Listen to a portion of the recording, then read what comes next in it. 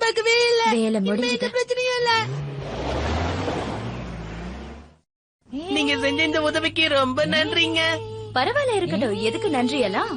அப்புறம் உங்க பேர் என்ன? கேவியர் தானே? சரியா சொல்றேனா? ரொம்ப சரியா சொன்ன. சரி, ஒரு நிமிஷம் இருங்க.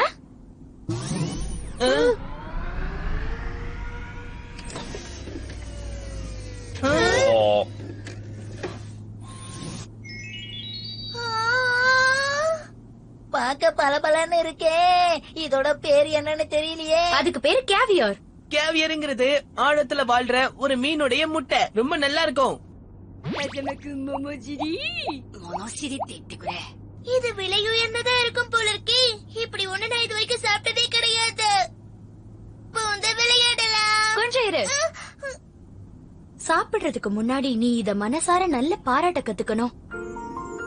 ஏன்னா இது இயற்கையான இடத்துல இருந்து எடுத்து வரப்பட்ட கேவியர். இது ரொம்ப ருசியானது, தரமானதும் கூட.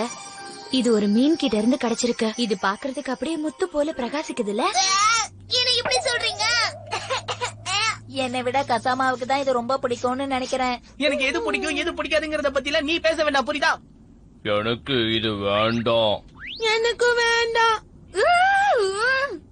ஒரு நிமிஷம் இருங்க, நான் கொண்டு வந்த முக்கியமான விஷயத்தையே மறந்துட்டேன். இது இப்ப கொண்டு வந்த? எதுக்கும் யூஸ் ஆகட்டுமேனு கையோட எடுத்துட்டு வந்தேன். இதை இதோட கலந்து சாப்பிட்டா டேஸ்ட் சும்மா நச்சுன்னு இருக்கும்.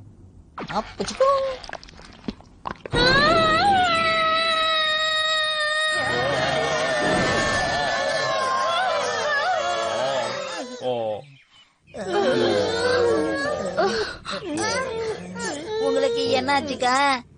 இன்னும் என்ன ஆகணும்? எவ்வளவு ருசியான கேவியரை உங்களுக்காக கொண்டு வந்த, அத புரிஞ்சுக்காம உங்க இஷ்டத்துக்கு அதுல எதையோ கலக்குறீங்களே.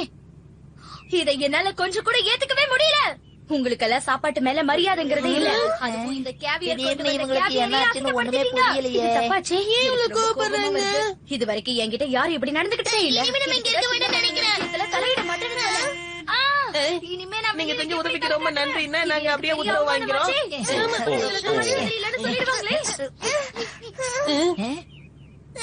கதவு திறக்கல.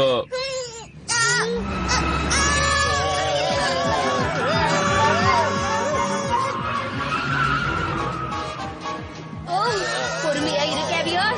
இந்த சின்ன பசங்களை சமாளிக்கிறது ஒண்ணு கஷ்டமே இல்ல. நான் கொடுத்த வாக்கு நிறைவேற்றணும். கவர்மெண்ட் போய்கிட்ட இவங்களை ஒப்படைக்கணும். நான் திறமைசாலின்றத நிரூபிக்கணும்.